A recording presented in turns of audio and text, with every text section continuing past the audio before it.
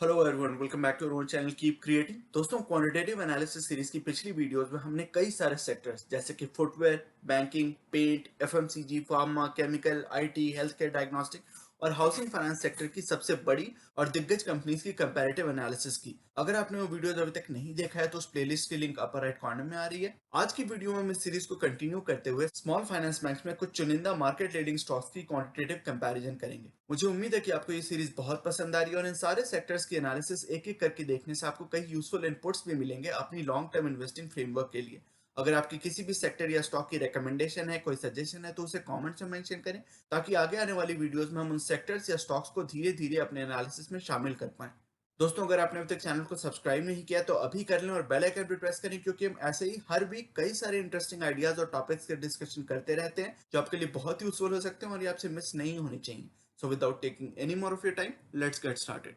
दोस्तों, ये सभी उन क्वांटिटेटिव पैरामीटर्स, उन क्वांटिटेटिव फैक्टर्स की डिस्कशन की लिस्ट है जिसकी नंबर्स की डिस्कशन हम अभी तुरंत करने वाले हैं। इन सारे क्वांटिटेटिव पैरामीटर्स की डिस्कशन इस सीरीज की पहले कुछ वीडियोस में, 4-5 वीडियोस में से किसी भी वीडियो को आप चेक कर लें तो इन सारे क्वांटिटेटिव पैरामीटर्स पे डिटेल डिस्कशन एट लेंथ आपको मिल जाएगी। वहां पे आप इजीली समझ सकते हैं कि ये सारे क्वांटिटेटिव पैरामीटर्स क्यों इंपॉर्टेंट होते हैं, इनकी फिजिकल सिग्निफिकेंस क्या होती है और इन सभी क्वांटिटेटिव पैरामीटर्स को हमने क्यों इंक्लूड किया अपने एनालिसिस फ्रेमवर्क में।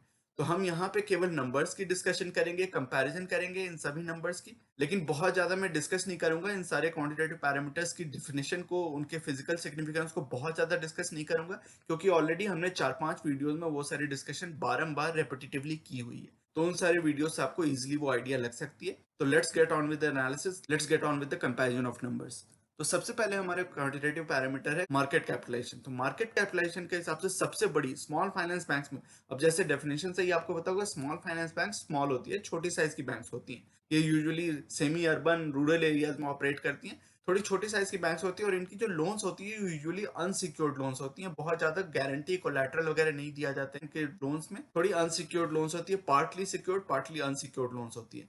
तो इन सारे स्मॉल फाइनेंस बैंक्स में भी अगर आप रेटिंग करें, कंपैरिजन करें कि सबसे बड़ी बैंक कौन सी है, सबसे छोटी बैंक कौन सी है, तो ऑब्वियसली मार्केट कैपिटलाइजेशन के हिसाब से एयू स्मॉल फाइनेंस बैंक सबसे बड़ी बैंक है इन सभी तीनों बैंक्स में। 26,000 ऑलमोस्ट 27,000 करोड़ की स्टॉक है इसकी मार्केट कैपिटलाइजेशन, और ये मिड कैप स्टॉक है। इसकी फर्स्ट रैंक और 3 की स्कोर मिलती है इसको, क्योंकि इन सभी में सबसे बड़ा बैंक है वो। सेकंड रैंक पे आता है इक्विटास स्मॉल फाइनेंस बैंक, और फाइनली सबसे छोटा बैंक इन सभी स्मॉल फाइनेंस बैंक में, सबसे छोटा बैंक जो कि स्मॉल कैप स्टॉक है। एक्चुअली दोनों ही स्मॉल फाइनेंस बैंक छोटे स्टॉक हैं, स्मॉल कैप स्टॉक्स हैं, इक्विटास और उज्जीवन। तो उज्जीवन स्मॉल फाइनेंस बैंक सबसे छोटा बैंक है और उसको थर्ड रैंक मिलती है, 1 की स्कोर दी जाती है। फिर हम बात करते हैं कि लोन एडवांसेस, यानी कि कौन सी बैंक ने ज्यादा लोन दिया हुआ है, लोन बुक साइज किस बैंक की सबसे बड़ी है। वैसे तो ये सारी ही स्मॉल फाइनेंस बैंक है, तो ऑब्वियसली इनकी जो लोन एडवांस की साइज होगी, लोन बुक साइज होगी, छोटी होगी।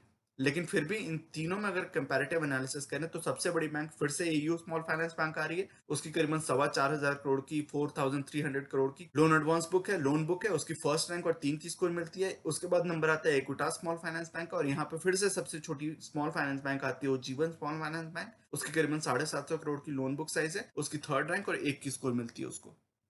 फिर हम बात करते हैं कि फाइनेंशियल ईयर में प्रॉफिट कौन सी बैंक ज्यादा जनरेट करी है। लोन बुक साइज की तो हमने बात कर ली। लोन बुक साइज जनरली जब बड़ी होती है तो प्रॉफिट भी बड़ी होती है, लेकिन ऐसा हमेशा जरूरी नहीं है।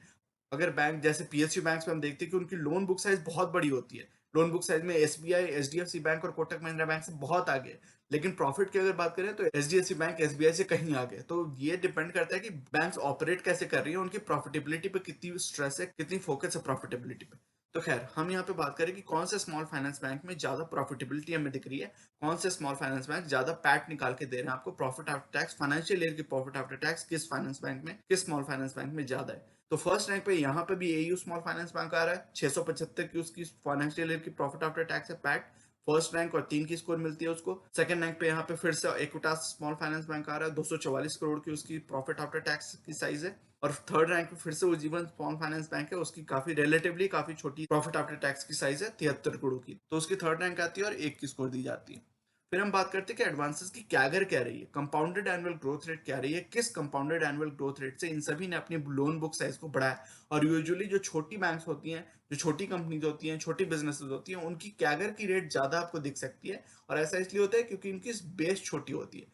तो उस छोटे बेस पे इंक्रीमेंटल नंबर्स स्ट्रॉन्ग दिखाना थोड़ा आसान होता है compare to bigger company, bigger banks, bigger businesses etcetera. लेकिन फिर भी हम देख रहे हैं कि यहाँ पे सबसे बड़ी बैंक, सबसे बड़ी स्मॉल फाइनेंस बैंक होने के बावजूद भी सबसे अच्छी एडवांसेस की CAGR AU small finance bank ने ही दिखाई है, which is commendable, which is very very good. 50.7% की बहुत ही एक्सेप्शनल एडवांसेस की कैगर है एयू स्मॉल फाइनेंस बैंक की। उसको फर्स्ट रैंक और 3 की स्कोर मिलती है। सेकंड रैंक पे आता है इक्विटास स्मॉल फाइनेंस बैंक, और सबसे छोटे होने के बावजूद भी, हालांकि नंबर्स काफी स्ट्रांग है, ये मैं डिनाई नहीं कर रहा कि तीनों ही नंबर्स बहुत अच्छे हैं। उज्जीवन स्मॉल फाइनेंस बैंक के भी नंबर्स, कैगर की नंबर आप बात करें 35% की एडवांसेस की CAGR is nothing to scoff at, is really really strong. लेकिन फिर भी अगर कंपैरिजन करें तो सबसे छोटी बैंक होने के बावजूद भी एडवांसेस की कैगर सबसे छोटी ही है उज्जीवन स्मॉल फाइनेंस बैंक की, और एयू स्मॉल फाइनेंस बैंक सबसे बड़ा होने के बावजूद भी एडवांसेस की कैगर उसकी सबसे बड़ी है। तो ये थोड़ी इंटरेस्टिंग ऑब्जर्वेशन यहाँ पे आपको दिख रही है। फर्स्ट रैंक पे फिर से एयू स्मॉल फाइनेंस बैंक, और फाइनली थर्ड रैंक पे उज्जीवन स्मॉल फाइनेंस बैंक फिर से थर्ड रैंक पे आता है, उसको 1 की स्कोर मिलती है। फिर हम बात करते हैं प्रॉफिट की कैगर, यानी कि प्रॉफिट किस कंपनी ने किस कैगर से बढ़ाया, किस कंपाउंडेड एनुअल ग्रोथ से प्रॉफिट बढ़ाई गई है। हमने रेवेन्यू की ऑलरेडी बात कर ली कि एडवांसेस की कैगर, यानी कि एडवांसेस या लोन बुक साइज जो भी बात करें, तो उस हिसाब से किस स्मॉल फाइनेंस बैंक ने अपनी रेवेन्यू को किस हिसाब से बढ़ाया। लेकिन अब हम प्रॉफिट की बात करते हैं, वहां पे भी आप देख रहे हैं कि रैंक आउट परफॉर्मर है, वहां तो गैप और भी ज्यादा बढ़ जाता है। रेवेन्यू और लोन बुक एडवांस की तो हमने बात की ही थी, रेवेन्यू और एडवांसेस की कैगर की तो बात हमने ऑलरेडी कर ली थी, वहां पे भी एयू स्मॉल फाइनेंस बाकी दोनों को आउट परफॉर्म कर रहा था। लेकिन अगर प्रॉफिट की बात करें तो वहां तो और भी ज्यादा आउट परफॉर्मेंस हो गई है। 46% की प्रॉफिट क्या कर रही है एयू स्मॉल फाइनेंस बैंक की, और सेकंड रैंक पे आता है यहाँ पे Ujjivan small finance bank, Equitas यहाँ पे थर्ड रैंक पे चला जाता है। तो ये आप नंबर्स बड़े इंटरेस्टिंग देख रहे हैं कि किस कंपनी ने किस तरह से अपनी प्रॉफिटेबिलिटी मेंटेन की है, प्रॉफिट के नंबर्स को अच्छी तरीके से अच्छे कैगर पे बढ़ाया है। ये आपको इजिली यहाँ पे दिख जा रहा है। AU small finance bank first rank पे आती है, 3 की स्कोर मिलती है उसको फिर से, और यहाँ पे इक्विटास लास्ट रैंक पे चला जाता है थर्ड रैंक पे, और वहां पे 1 की स्कोर मिलती है इक्विटास को।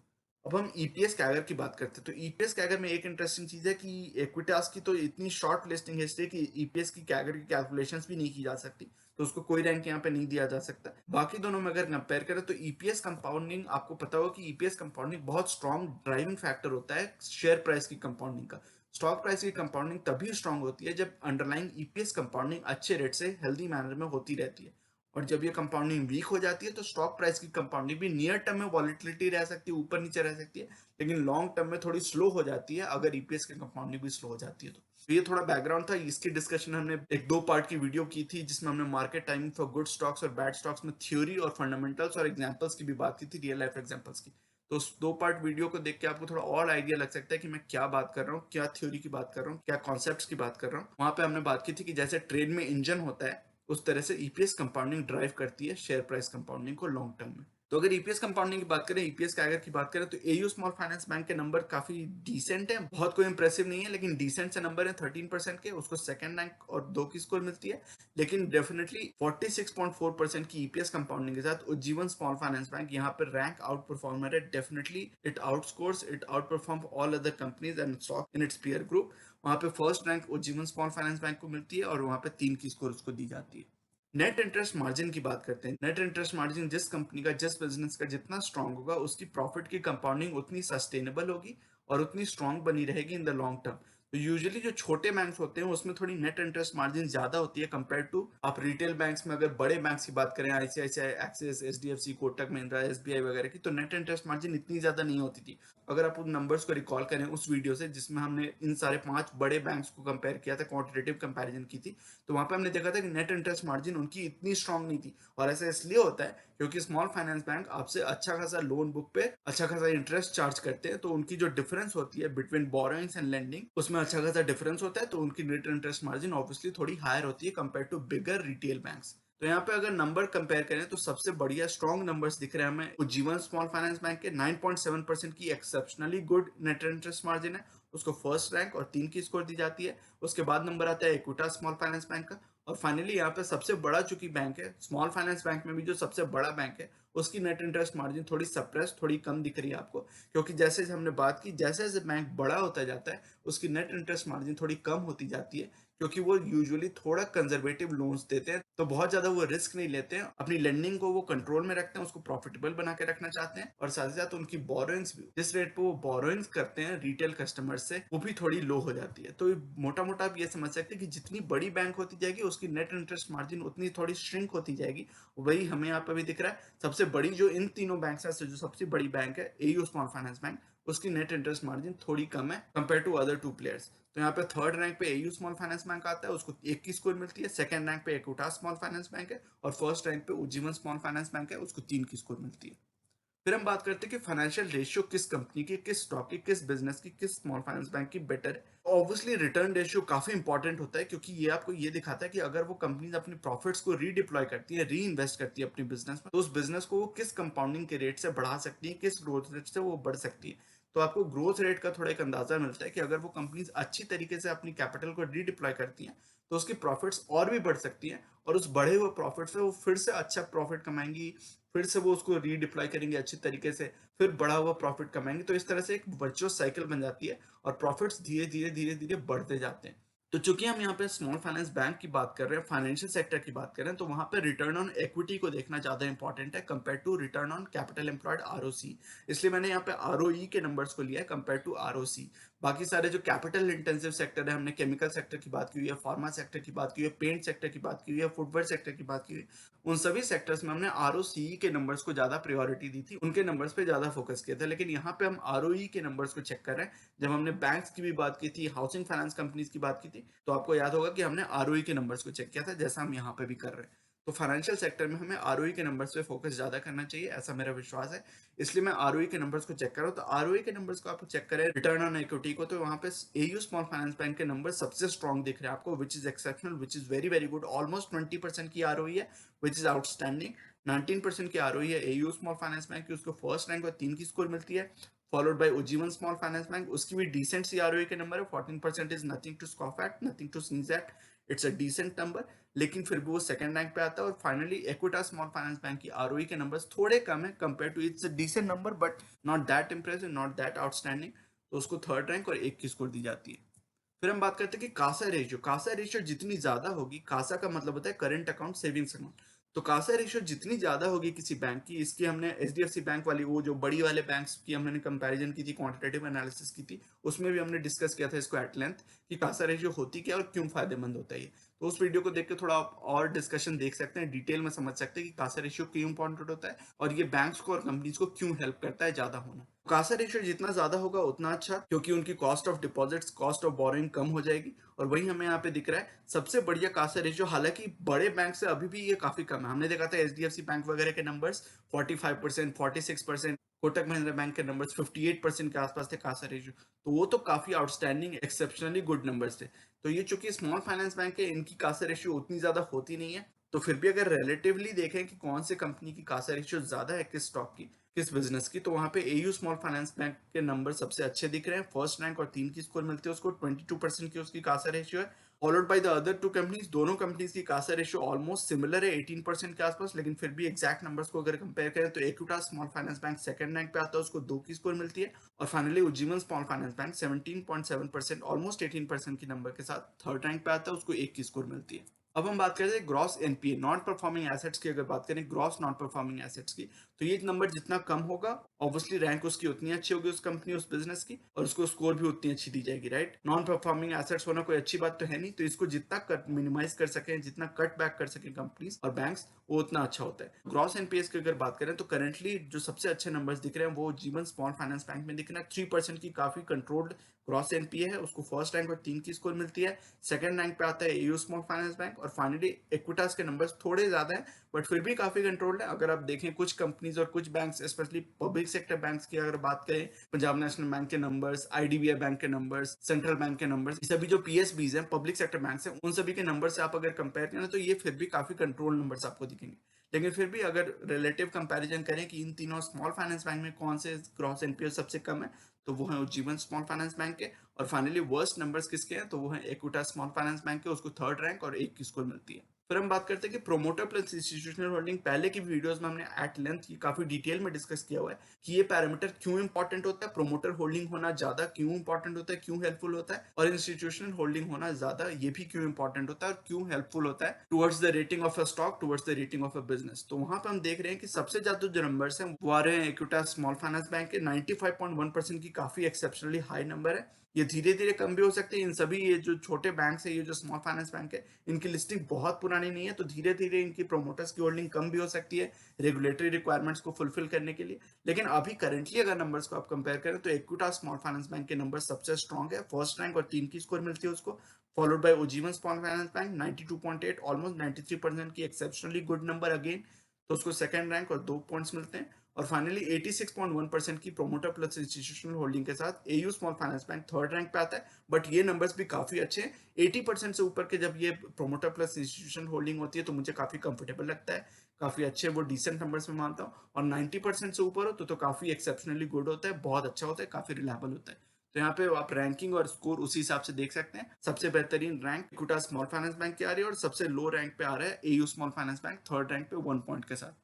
वैल्यूएशन पैरामीटर पे हम चेक करें कि price to book value current ratio किसकी सबसे कम है। जिसकी सबसे कम होगी वो सबसे अंडर वैल्यूड स्टॉक होगा, उसमें री रेटिंग होने के या ओवर वैल्यूएशन होने की स्कोप थोड़ी ज्यादा होती है, तो उसकी रैंक और स्कोर उतनी बेहतर होगी। जितनी अंडर वैल्यूड स्टॉक होगी या रीजनेबली वैल्यूड स्टॉक होगी उसकी रैंक और स्कोर उतनी बेहतर होगी। और जितना जो रिचली वैल्यूड स्टॉक होगा, जो एक्सपेंसिव स्टॉक होगा, उसकी वैल्यू और रैंक थोड़ी कम होगी और स्कोर उसको कम मिलेगी। तो उस हिसाब से अगर देखें तो current price to book value ratio पे सबसे अच्छी बैंक यहाँ पे उज्जीवन स्मॉल फाइनेंस बैंक दिख रही है, 1.68 की इसकी वैल्यूएशन रेशियो है, PB ratio price to book value. उसको फर्स्ट रैंक और 3 की स्कोर मिलती है, followed by Equitas small finance bank second rank 2 points, और finally AU small finance bank 6.79 की पीबी के साथ काफी रिचली वैल्यूड, काफी एक्सपेंसिव वैल्यूएशन आप मान सकते हैं उस बिजनेस और उस स्टॉक की। लेकिन ये भी आपको ध्यान रखना है कि स्टॉक मार्केट उसी बिजनेस उसी स्टॉक को थोड़ा रिच वैल्यूएशंस देती है जिसमें उसकी ग्रोथ की पोटेंशियल और मैनेजमेंट और ऑपरेशंस अच्छे होते हैं, ग्रोथ की पोटेंशियल अच्छी होती है, ग्रोथ रनवे अच्छा होता है। तो ये सभी चीजों को देख के ही मार्केट उसको वैल्यूएशन देती है। तो ये चीज आपको ध्यान में रखनी है कि इसको बहुत अच्छा, बहुत इंपॉर्टेंट पैरामीटर ना माने वैल्यूएशन को। ये एक इंपॉर्टेंट पैरामीटर है लेकिन this is not the only thing that you should focus on as an investor. This should be one of the parameters in your investment framework, in your investment thought process, but this should not be the only sole parameter that you should focus on. Valuation को ध्यान में इसलिए हमने यहाँ पे include जरूर किया है, but this is not the only thing that we rate the stocks on. तो यहाँ पे थर्ड रैंक पे यानी कि वर्स्ट रैंक पे एयू स्मॉल फाइनेंस बैंक है, उसको 1 की स्कोर मिलती है, और बेस्ट रैंक पे जैसे हमने ऑलरेडी बात कर ली उज्जीवन स्मॉल फाइनेंस बैंक है, 1 की रैंक और 3 की स्कोर मिलती है उसको। स्टॉक प्राइस कैगर की बात करें तो यहाँ पे फिर से वही एक कंस्ट्रेंट आ जाता है कि इक्विटा स्मॉल फाइनेंस बैंक की जो लिस्टिंग हिस्ट्री रही है वो बहुत शॉर्ट रही है, तो इसकी स्टॉक प्राइस की कैगर हम कैलकुलेट ही नहीं कर पा रहे हैं यहाँ पे, क्योंकि इसकी स्टॉक प्राइस की लिस्टिंग काफी पुरानी है नहीं, ब्रीफ लिस्टिंग है, शॉर्ट लिस्टिंग है, तो बहुत ज्यादा इसकी कैलकुलेशन की नहीं जा सकती। बाकी दोनों बैंक्स की अगर आप कंपेयर करें तो वहां पे आपको स्टार्क डिफरेंस आपको दिख रहा है। उज्जीवन स्मॉल फाइनेंस बैंक ने 23.4% की नेगेटिव कंपाउंडिंग दी है, तो इसकी स्टॉक प्राइस ने अच्छा परफॉर्म नहीं किया over the last couple of years और whatever the stock price history is. लेकिन एयू स्मॉल फाइनेंस बैंक ने काफी अच्छा परफॉर्म किया, 40.3% की stock price CAGR is very very good, very strong, very robust. उसको फर्स्ट रैंक मिलती है, 3 की स्कोर मिल जाती है, और सेकंड रैंक पे चूंकि यहाँ पे कोई ऑप्शन है नहीं, दो ही कंपैरिजन हो सकते हैं, तो सेकंड रैंक पे उज्जीवन स्मॉल फाइनेंस बैंक है। लेकिन आपको एक रेड फ्लैग की तरह यहाँ पे दिखना चाहिए कि स्टॉक प्राइस कैगर ने अच्छा परफॉर्म नहीं किया है, तो this is something that you should consider. बहुत ज्यादा इस पर स्ट्रेस करने की जरूरत नहीं है। अगर बाकी सारे पैरामीटर्स जैसे हमने देखा कि कुछ parameters Ujjivan small finance bank के अच्छे हैं, तो लॉन्ग टर्म में हो सकता है कि स्टॉक प्राइस परफॉर्मेंस कैचअप कर ले टू द फंडामेंटल्स, तो वो आपको ध्यान रखना है कि बहुत ज्यादा स्टॉक प्राइस पे शॉर्ट टर्म में बहुत ज्यादा फोकस नहीं करना चाहिए। लॉन्ग टर्म में आपको विजुअल रखना चाहिए कि उसकी फंडामेंटल्स कैसे इंप्रूव कर रही है या नहीं कर रही है, उस पर ध्यान रखना चाहिए। तो फाइनली अगर समरी की बात करें दोस्तों, तो इन तीनों स्मॉल फाइनेंस बैंक में सबसे बेहतरीन एग्रीगेट स्कोर आ रही है एयू स्मॉल फाइनेंस बैंक की, नो सरप्राइजेस देयर। हमने देखा कि कई सारे पैरामीटर्स पे, कई सारे फैक्टर्स पे AU small finance bank was outperforming by a huge margin compared to the other two peers that we have compared it with. तो वहां पे आप देख सकते हैं 79.5%, ऑलमोस्ट 80% की उसकी एग्रीगेट स्कोर है, which is exceptional, which is very very good. Second rank पे आता है उज्जीवन स्मॉल फाइनेंस बैंक, इसको भी हमने देखा कि ये भी काफी सारे पैरामीटर्स पे अच्छा परफॉर्म कर रहा था, लेकिन बाकी सारे कई सारे पैरामीटर्स पे ये लैग कर रहा था, और एयू स्मॉल फाइनेंस बैंक से काफी पीछे पड़ गया ये in the eventual aggregate score. लेकिन फिर भी डिसेंट सी स्कोर है, बहुत कोई बुरी नहीं है, लेकिन ठीक ठाक सी है। और फाइनली थर्ड रैंक पे थोड़ा और पीछे पड़ गया इक्विटा स्मॉल फाइनेंस बैंक। ये हमने देखा कि यूजुअली ये सेकंड या थर्ड रैंक पे आ रहा था, फर्स्ट रैंक हार्डली इसने किसी भी पैरामीटर पे स्कोर किया है, तो इस हिसाब से उसकी एग्रीगेट स्कोर थोड़ी हर्ट हुई है, और यहाँ पे आप रैंकिंग उसी हिसाब से देख सकते हैं। बट मैं उम्मीद करता हूँ कि ये सारी क्वांटिटेटिव एनालिसिस आपको पसंद आई होगी। अगर आप स्मॉल फाइनेंस बैंक में ग्रोथ पोटेंशियल देखते हैं, अगर आपको लगता है स्मॉल फाइनेंस बैंक ज्यादा ग्रोथ रन भी आपको दिखा सकते हैं, ज्यादा ग्रोथ रेट आपको दिखा सकते हैं compare to other bigger banks like all the 5 banks that we mentioned like SBI, HDFC, ICICI, Axis और कोटक वगैरह से आपको लगता है कि अगर ये स्मॉल फाइनेंस बैंक में आपको ज्यादा ग्रोथ दिख सकती है तो आप इनको कंपैरिजन देख सकते हैं। ये नंबर्स आपके लिए यूजफुल इनपुट्स की तरह काम आएंगी, ये मेरी उम्मीद है। लेकिन एक चीज का आपको ध्यान रखना है कि स्मॉल फाइनेंस बैंक में ग्रोथ पोटेंशियल जरूर ज्यादा होती है लेकिन रिस्क भी ज्यादा होता है। जैसे हमने शुरू में वीडियो की शुरुआत में ही हमने बात की थी कि स्मॉल फाइनेंस बैंक्स के जो लोन होते हैं वो यूजुअली अनसिक्योर्ड होते हैं या पार्टली सिक्योर्ड पार्टली अनसिक्योर्ड होते हैं। तो ऑब्वियसली इसमें रिस्क ज्यादा होते हैं, एनपीएस के नंबर्स बढ़ने की, ब्लो अप करने की सिचुएशन ज्यादा होती है compare to other bigger banks which lend to a retail portion and for which the loans are usually secured. तो ये आपको ध्यान रखना है कि अच्छे स्मॉल फाइनेंस बैंक के साथ आपको स्टिक करना है। ये और भी ज्यादा इंपॉर्टेंट हो जाता है। बड़े बैंक्स के साथ आप अगर थोड़ी सी क्वालिटी में कॉम्प्रोमाइज भी करेंगे तो थोड़ा उतना आपको रिस्क नहीं होगा, उतना ज्यादा आपको हर्ट नहीं करेगा जितना स्मॉल फाइनेंस बैंक में हर्ट करेगा। अगर स्मॉल फाइनेंस बैंक की लोन बुक, एनपीए वगैरह को आप ध्यान में नहीं रखते हैं, उसकी क्वालिटी को ध्यान में नहीं रखते, उस पर कॉम्प्रोमाइज करते हैं, तो this can hurt you really really bad and eventually आप ग्रोथ के चक्कर में एक्चुअली आप अपनी कैपिटल को लूज कर सकते हो। तो ये आपको ध्यान रखना है। इसलिए मैं उम्मीद करता हूँ कि ये सारी डिस्कशन आपके लिए यूजफुल रहेगी and all this inputs and discussions are useful to you and beneficial to you in your long term investing thought process. That's what my hope is. So I wish you luck. अगर आप small finance bank में invest करने की कोशिश कर रहे हैं या सोच रहे हैं, उनके बारे में आप रिसर्च कर रहे हैं, स्टडी कर रहे हैं, तो all these inputs and discussions are useful to you. That's what my hope is. So दोस्तों, ये था आज का वीडियो। ये सेइंग जो कि है नॉलेज इज पावर सुप्रीम, ये इस चैनल का मिशन है जो कि है आप तक सही नॉलेज पहुंचाना। आगे आने वाली वीडियोस में हम mutual fund, investing, asset allocation और डायरेक्ट स्टॉक से रिलेटेड कई सारी एनालिसिस करेंगे और बहुत सारे इंटरेस्टिंग टॉपिक्स को डिस्कस करेंगे। So you should definitely subscribe to the channel and remain posted for further updates. अगर आज की वीडियो कंटेंट आपको पसंद आया है तो वीडियो करें लाइक। अगर आपको लगता है कि इस इन्फॉर्मेशन से किसी की मदद हो सकती है तो इसे अपने दोस्तों और फैमिली मेंबर्स के साथ शेयर करें और चैनल को करें सब्सक्राइब। मिलते हैं अपने अगले वीडियो में एक और टॉपिक के डिस्कशन के साथ। तब तक के लिए take care and see you soon. Bye bye.